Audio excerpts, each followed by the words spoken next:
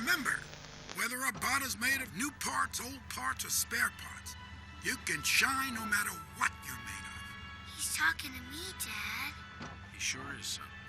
He sure is. Even way back in the day, I knew this was a profound moment. I think everyone has had that moment in their life before, when everything is just garbage. You feel awful about everything, very little brings you excitement or motivation, and seemingly nothing is going right. Hopefully it's not just me. But something deep inside pushes back a little bit. It's not much, but it's enough to get you going. It's a small voice, a whisper that gets the idea that you can do it into your mind. While this kind of motivational message may not be something that's new to you, this particular one comes from a movie you might not expect. It's Robots. Now, you may or may not have heard of this film before, and if you have, just wait. I understand for many people there's aspects of this film that are not the most desirable, which we'll get into, but I'm gonna have to ask you to hold on to that little nugget of judgment just for now. As, to be frank, I'm not here to go on a whole spiel of why this is the best animated movie ever, because, well, it's not. It's great and quite special in its own way, but my mission is not to place this on a pedestal to be praised like The Godfather or something, but instead to bring some awareness to why this film is good in its own right. Okay, that makes sense? Cool. I just want to get that out there because I have a feeling some people are probably looking at me bug-eyed for talking about robots, but let's actually begin. So, Robots is a 2005 animated film created by Blue Sky Studios. Yes, this Blue Sky Studios. The same ones that created the Ice Age Pentology, the Rio Duology, and a series of one-offs including their final film in 2019 starring Pigeon Will Smith and boy genius Tom Holland before, well, Disney. This was both Blue Sky's and director Chris Wedge's second outing after Ice Age, and while the former caught the attention of fans and critics alike, Robots was not as fortunate. This is not to say Robots had one foot out the door to begin with though, as they had assembled an elite cast with the likes of Ewan McGregor, Halle Berry, Mel Brooks, and even Robin Williams. All under a quirky premise that, at its base form, asks the question, what if the world was solely inhabited by robots? While this simple idea sounds like something that could come out of a grade school journal, the creators behind Robots took this concept, made it their own, and cranked it up to the extreme. From the first 30 seconds of the film, you immediately get a sense of what there is in this wacky world as you get a glimpse of how everything operates in the transportation, businesses, and interactions amongst robots. Everything in this world is similar to our own, but each element has an extra added dynamic that reinterprets what is expected by placing it through the lens of a robot. We're used to mowing the lawn, now we're polishing that surface till it's sparkly clean. Traditional transit transportation? Let's make it a complex yet calculated Rube Goldberg machine. Each interpretation creates exciting visual moments that complement how the characters interact with each other and the environment, ensuring that there's always something interesting being done. Heck, even the idea of birth has its own creative spin where the parents of this world literally have to handcraft their own babies. Sorry, you missed the delivery. But it's okay. Making the baby's the fun part. Director Chris Wedge himself commented that he wanted to create a sense that this was a lived-in universe where his team just went in there with a camera, got the footage, and came back with it to show us, and you definitely get the feeling that this could exist. Now, similarly to other movie worlds like Cars, one might start to go down a whole rabbit hole trying to figure out why robots have adapted a whole social ecosystem that requires families to create their own babies, or something along those lines where you might get a stroke as you get deeper and deeper trying to break things down, but because this is a film targeted at kids and this video isn't here to talk about the lore of how this robot society came to be, let's just hold that thought. Anyways, it is through this opening sequence that we're introduced to our two most important characters and relationship in Herb and his son, the main character, Rodney. Similar to most kids, Rodney's impressionable nature has been quickly picking up ideas around him as he is introduced to his surroundings through his dad. In a sense, Herb not only acts as a guide for Rodney into this new world, but to the audience as well. Through a clever set of pseudo-camera flashbacks, we get an understanding of Rodney's robot upbringing and his exposure to the importance of Big Weld as a famous inventor that basically develops everything, the constant uphill battle that exists with using hand-me-downs, and how Herb actively supports and encourages his son.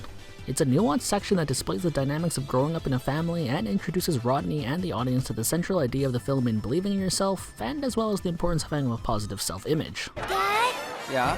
what do you do? Me? Oh, I work in a big fancy restaurant. I'm a dishwasher.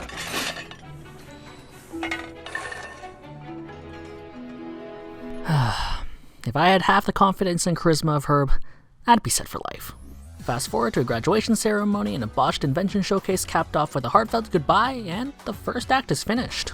This film wastes no time in setting the stage and does a great job in sequencing events into quick, punchy chunks. By this 13-minute mark, you're already moving into the next act knowing exactly who our main character is and the emotional stakes. For Rodney, he's pushed to leave his home after his failed invention demo and wants to make something of himself for the betterment of his family by going to Robot City and finding Big Weld to be an inventor. He's striving to express his gratitude for their support and belief by trying to make them proud. Of course, unbeknownst to Rodney, his family are already proud of him, with his dad even pressing him to go follow his dreams, which speaks volumes to the amount of faith and care they have for him.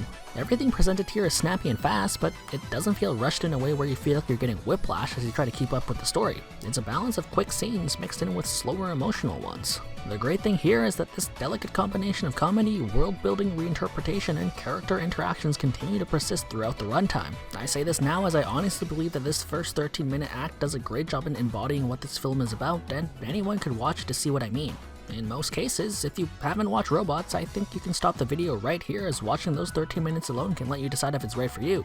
But since I have more to say and maybe you're not convinced, I'm gonna go ahead and talk about the characters and the world. Besides the wholesome relationship between Rodney and his dad that is the main heart of the story, this film also features a colorful array of characters, or robots in this case, of all shapes and sizes. And by no coincidence, once Rodney leaves his home and heads towards Robot Cities, for all purposes this universe is New York, we are introduced to this intricate, bustling world alongside him, showing us all the new robots, their mannerisms, and how they go about functioning on a day-to-day basis. No matter the role of each robot though, each one has their own distinct quirks and charms that scale the world and make it feel lively.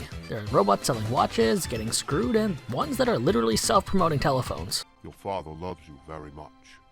I know.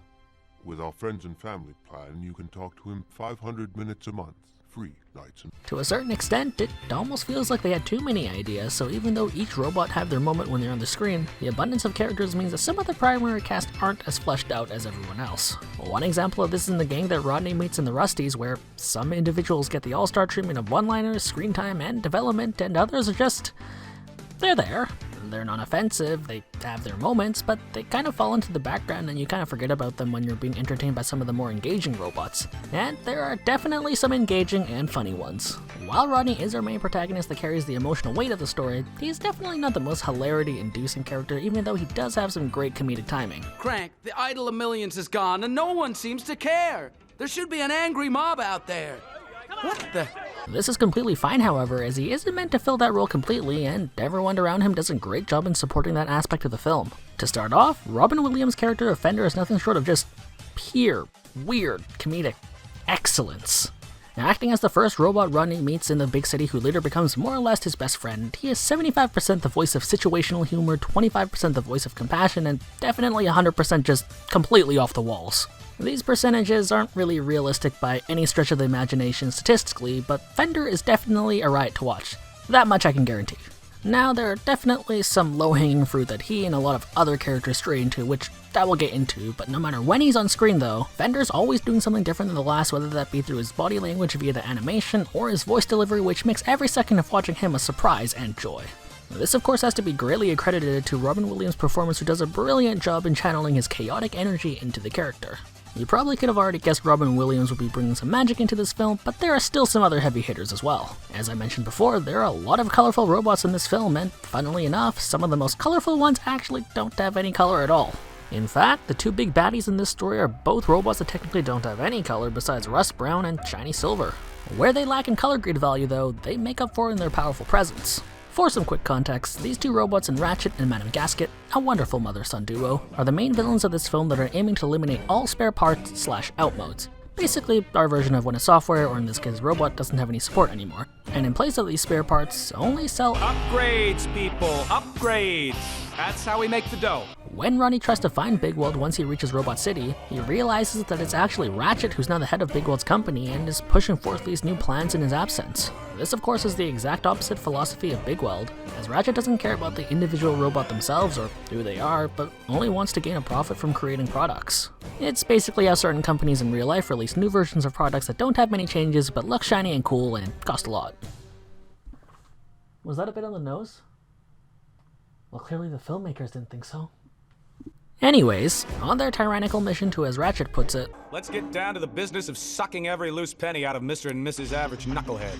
both him and Madame Gasket have some interesting moments together, as they devise a way to eliminate all outmosts by either having them buy their upgrades or by literally scrapping them so they can use their remains to make more upgrades. Yeah, it's messed up. Their dynamic as a mother and son is definitely a weird one, as it is warm, but also strained, as you do get the feeling that Ratchet's motives are mostly fueled by following in the footsteps of his crazy mother. He said it too, not me. Can I just make one more heartfelt plea? Okay, what did you want to say? Oh my gosh, I'm as crazy as my mother.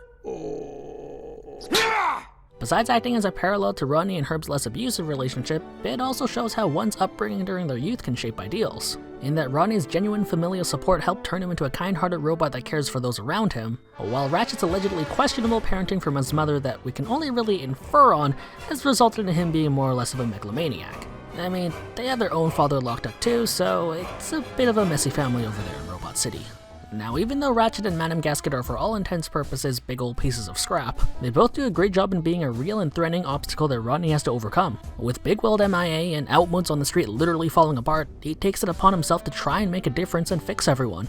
While Ratchet is more of the immediate face of the threat, Madame Gasket is definitely the more menacing of the two, as she is the main mind behind everything, and you do get the sense from her that she's just pure, irredeemable evil. Credit to Ratchet though, he definitely has his moments where you can just feel the sleaze on him through his mannerisms and language. It just makes your skin crawl. To top it off too, he just has some funny moments that are very quotable. So I don't want to hear another, "Where's Big Weld? Where?" We'll see him next month at the Big Weld Ball. He always goes to that. And when talking about robots, I have to mention my two personal favorite side characters in Crank and Tim. I alluded to it before, but Crank is one of the more engaging robots in the Rusty's crew. He just has some of the best lines and delivery of the entire film, and he's also my spirit robot on many days. Hey, you want my advice? Sure. Forget it. Never try, never fail. Those are the words I live by. His pessimism and unwillingness to try is of course the foil to Rodney's almost naive positivity, and it's fun to see how he slowly learns to become a better version of himself. And Tim? Well, Tim's actually just a major asshole, but he's funny because of it, so I have a love/hate relationship with him.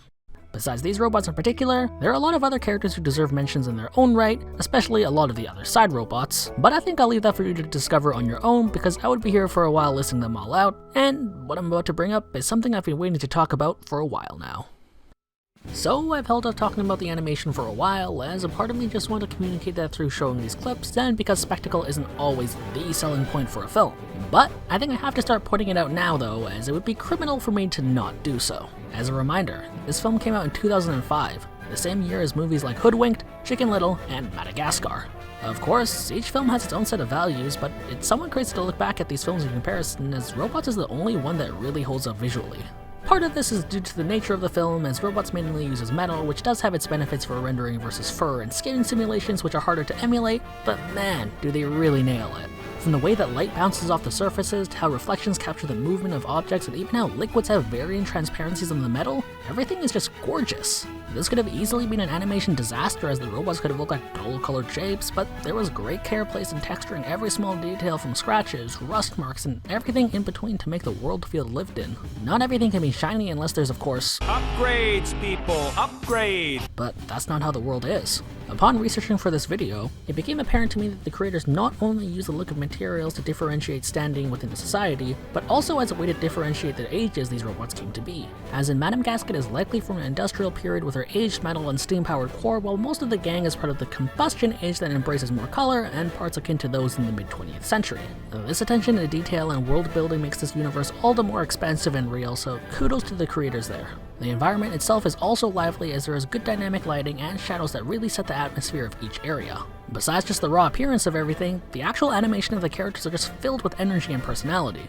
From Herb's first appearance alone, we can see his enthusiasm of being a dad as he jumps around like a madman and clicks his heel not once, but twice. Not only does this help to convey the personalities of each individualistic robot for every respective shape and size, but it also goes the distance in selling the visual comedy. Another aspect that can really be credited to the art direction of the film is the choice to have the robots have flexible facial features. In a movie about robots, it could have been very simple to have everything be purely mechanical in the way characters moved and interacted. Although this is still apparent in some aspects, robots smartly take creative liberty in their interpretation as they allow each of their characters to emote, almost like a human would, which does a great deal to help sell the delivery of lines and convey emotion. The really amazing thing is that these characteristics are injected into each and every robot within the film, no matter the shape or size. They all have their own unique style of movement and expressions, but they're all able to convey emotion in their own way. All of this comes together to create an appearance that almost makes you do a double take when you realize that this film was released almost 20 years ago. When looking back at some of the original concept art that featured more by-the-book blocky robot features, I can say without a doubt that their choice to approach the characters in the world from a more wacky and unconventional angle was the right move. Besides the quality and energy within the animation, there are also just so many details in each frame. From the subtle versions of pop culture references in Rodney's room, to the reinterpretations of actors at the train station, to the highlights of Rodney and Cappy flashing as they blink, to Rodney's dial turning to the right as he gets angry. There is just so much going on. Now you've heard me talk up not only the intricate robot world and the characters, but also how the animation accentuate the performances and humor of each one, so what really breaks it? Well, I said I'd mention it before, but probably the main reason why robots are the butt of the joke in some circles is, well, butts. They talk about butts and other fart-related jokes a lot. While I did commend the hilarious dialogue and moments within the film, the comedy of robots is one of its greatest strengths and also weaknesses. Because this is a family-friendly movie that is targeted towards kids, there is a fair share of gross-out humor, and I will have to say, it made me roll my eyes on more occasions than one. To the defense of potty humor in this film and others though, it was funny when I was a kid.